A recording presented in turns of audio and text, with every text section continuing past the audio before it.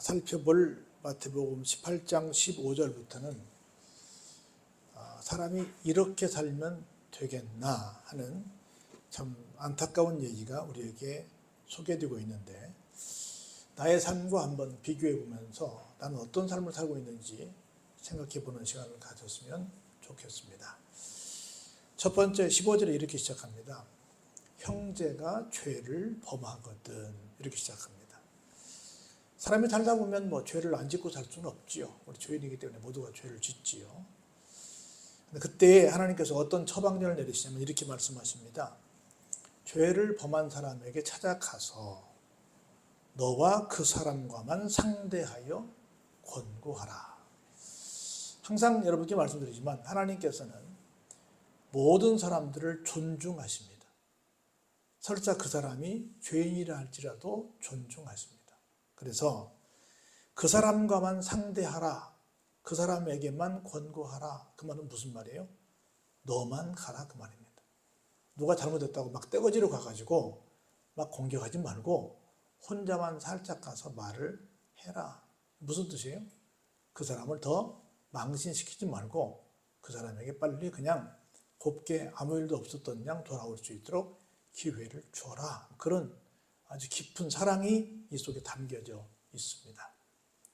만일 그 사람이 들으면 우리는 다시금 형제를 얻게 되는 것이고, 그렇지 않으면 형제를 얻지 못하는 것인데, 그 다음 말씀 볼까요? 우리 한번 16절 같이 볼까요? 시작.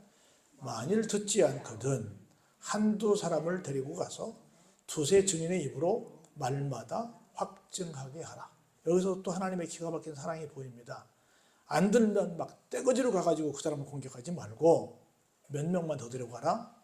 한 명을 데려가든 두 명을 데려가든 한두 명만 더 데려가서 한 번 더 이야기해봐라. 근데 가장 슬픈 말이 그 다음에 나옵니다. 볼까요? 그러면 데리고 간 사람 한 명과 함께 간 사람 한두 명이니까 세 명 정도, 두세 명 되잖아요. 근데 볼까요?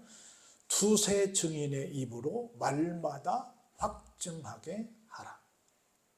여러분들 신기한 얘기 한마디 하면요, 누군가가 거짓말 하잖아요. 처음에 거짓말하면 거짓말하는 사람이 자기가 거짓말하는 줄 압니까 모릅니까? 압니다. 100% 압니다. 그런데요, 계속 거짓말을 하잖아요. 그러면 거짓말하는 사람이 자기가 거짓말하는 줄을 모릅니다. 자기가 거짓말하는 그것을 진짜로 믿습니다. 희한하죠? 절대 그럴 수 없을 것 같은데 그런 일들이 굉장히 많이 있습니다. 그런 사람들을 향해서 뭐라고 말하냐면, 한번 따라 해볼까요? 말마다 확증하게 하라. 한마디 한마디마다 다 체크해가지고 이 말했죠, 이 말했죠, 이 말했죠를 다 확인해서 그걸 증거물로 삼으라는 거예요. 누가 내가 말하는데 내가 말하는 한마디 한마디를 다 체크해서 나중에 이게 맞아요 안 맞아요 따지면 피곤해 살겠어요? 이 사람은 완전히 신용을 잃어버린 거죠. 여러분, 우리 그 얘기 알지 않습니까? 유태인들은 그 금, 은 이런 귀금속을 취급하는 사람들에게는 영수증이 없다고 그럽니다. 말로만 거래한다고 그럽니다. 한 번만 신용을 잃어버리면 다시는 그 바닥에서 그 사람은 장사할 수 없다고 합니다. 영수증보다 더 중요한 게 뭐예요? 말로 한 약속이라는 거예요. 그런데 내가 한 말에 대해서 전혀 신용이 없어가지고 말마다 증거를 대는 사람이 된다면 얼마나 불행한 삶을 사는 거예요. 그냥 지나가는 말이라도 딱 한마디 했으면 저 사람은 정말 저 말이 보증수표야, 이렇게 말을 해야지. 말마다 다 체크한다고 얼마나 불행하겠어요. 근데 볼까요? 만일 처음에 한 사람 갔죠? 두 번째 두세 사람, 한두 명 더 갔죠? 한 두세 명 갔지 않습니까 모두? 그런데 그들의 말도, 두세 명의 말도 듣지 않거든 뭐 해라? 교회에 보고해라. 그때 교회에 보고해라. 그 다음에 교회의 말도 듣지 않거든 어떻게 해라? 이방인처럼, 세리처럼 그냥 여겨라. 쉽게 말하면 뭐처럼 여겨라? 사람도 아닌 것처럼 여겨라. 말이 안 통하니까 그렇게 이야기를 합니다. 그러면서 진실로 너희에게 이르노니, 뭐라고 말씀하시냐면, 무엇이든지 너희가 땅에서 매면 하늘에서도 매일 것이요, 땅에서 풀면 하늘에서도 풀릴 것이다. 이 땅에서 우리가 나는 주거 천당만 바랄 거야, 아니라 우리가 매일 것, 풀 것 다 어디서 해결해야 된다? 여기서 해결해야 된다는 거예요. 여기서. 그걸 우리가 다른 말로 뭐라 그래요? 결자 해지라. 그렇게 한 사람이 풀어야 한다는 거죠. 그러면서 볼까요? 진실로 다시 너희에게 이르노니 너희 중에 두 사람이 땅에서 합심하여 무엇이든지 구하면 하늘에 계신 내 아버지께서 그들을 위하여 어떻게 해요? 이루게 하시리라. 그러니까 합심기도 함께 이렇게 기도하는 것이 얼마나 중요한지 몰라요. 혹자는 제가 주일 찬양 예배나 수요 기도회나 금요 기도회나 우리 합심 기도 하잖아요. 내용이 어때요? 똑같잖아요. 하나만 다르잖아요. 하나가 뭐예요? 그날 설교한 제목만 다르잖아요. 그날 설교 내용만 집어넣고 나머지 2, 3, 4, 5, 6, 7번은 어때요? 항상 같잖아요. 목사님 맨날 같은 기도 하십니까? 이렇게 말할 수도 있습니다. 언제까지 해요? 응답될 때까지, 이루어질 때까지. 이루어질 때까지 하는 거예요. 근데 어떻게 하면 두세 명이라도 마음을 모아 기도하면 무엇이든지 어때요? 한번 더 이루게 하신다. 할렐루야? 이루게 하세요. 여러분들이 끊임없이 그렇게 목표를 두고 기도해 보시면 반드시 이루어지는 날이 옵니다. 할렐루야. 제가 한 말에 여기 본문에서 그렇게 우리에게 확실하게 말씀하고 계시니까요. 그러면서 우리 한번 작은 교회는 모두 이 얘기를 가장 아마 요절처럼 요구했을 거라. 한번 볼까? 20절 시작. 두세 사람이 내 이름으로 모인 곳에는 나도 그들 중에 있느니라. 우리 생각할 때는 막 큰 교회에 사람들이 많이 모인 데만 계실 것 같은데 몇 명만 모여야 돼요? 두세 명만 모여서 누구 이름으로? 예수님의 이름으로, 하나님의 이름으로 모여 있으면 그 사람들 속에 어때요? 주님이, 우리 하나님이 함께 계신다 그 말입니다. 그러니까 이런 물론 많으면 너무 좋지요. 근데 정말 한 마음으로 합심 기도할 수 있는 사람들이 있으면 최고다. 그 자리가 주님이 함께 계신 자리다. 이걸 꼭 믿으시기를 바랍니다. 그 다음에 베드로하고 예수님께서 대화하신 내용이 이어집니다. 베드로가 이렇게 물어요. 예수님, 누가 어떤 형제가 있는데요. 나한테 잘못했습니다. 그런데 내가 몇 번 정도 용서해 주면 괜찮을까요? 여러분, 그 이스라엘 숫자는 의미가 있는데 특별히 7이라는 숫자는 완전수입니다. 한 7번 정도 용서해 주면 잘하는 것 아닐까요? 그 정도면 완전하게 내가 좀 봐주는 것이 아닐까요? 보통 우리나라는 몇 번 정도 봐줘요? 한 2번 정도는 봐주지. 그 삼시세번이라고 그래서 세번이라고 그러잖아요. 그래서 3번, 많이 받으면 3번까지는 우리는 봐준다고 하잖아요.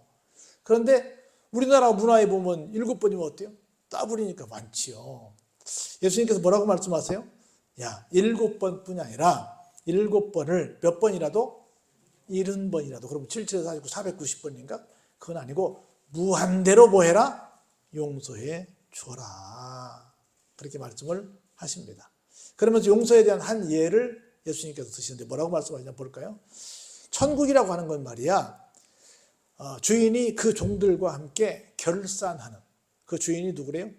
임금님이래. 임금님인데 그 주인과 결산하는 자리가 천국이란다. 이렇게 말씀을 하시면서 뭐라고 한 말씀을 해주시냐면, 어떤 사람이 주인에게 얼마나의 빚을 졌어요?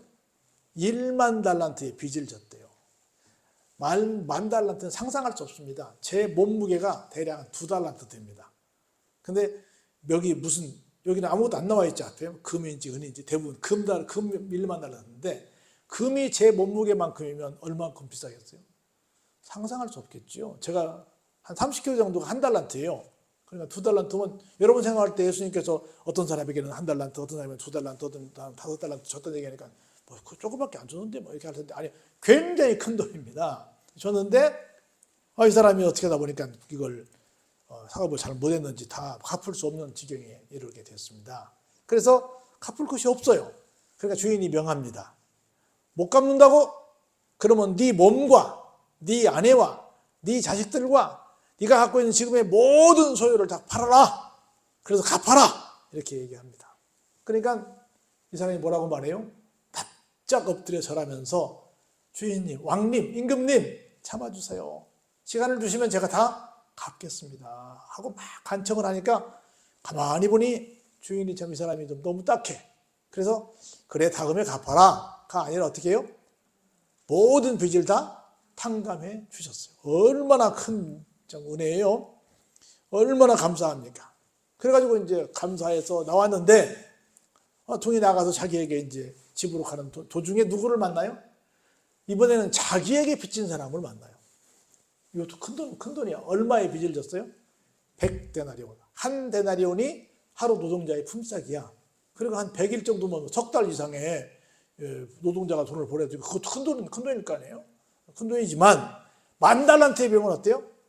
그건 너무 작은 돈이지요. 100데나리온도 작은 돈은 아니지만 자기가 탕감받은 것에 비하면 너무 작은 건데 보자마자 어떡합니까? 목을 잡고 우리말로 뭘 잡고? 멱살을 잡고 그리고 막 빚을 갚으라고 난리를 칩니다. 그래서 똑같이 이 사람도 말하겠지요. 아이고 좀 참아주세요. 내가 반드시 갚겠습니다. 자기가 했던 말을 이 사람도 똑같이 말을 하는 거예요. 그러니까 이 사람이 뭐라 그래요? 허락하지 아니하고 그를 즉시 끌고 어디로 갑니까? 감옥에 집어넣습니다. 너 확실히 나한테 안 갚을 것 같으면 나올 생각 말아! 이렇게 말했겠죠. 집어넣어버렸습니다. 이 상황을 딴 사람들이 다 본 거야. 특별히 누가 봤어요?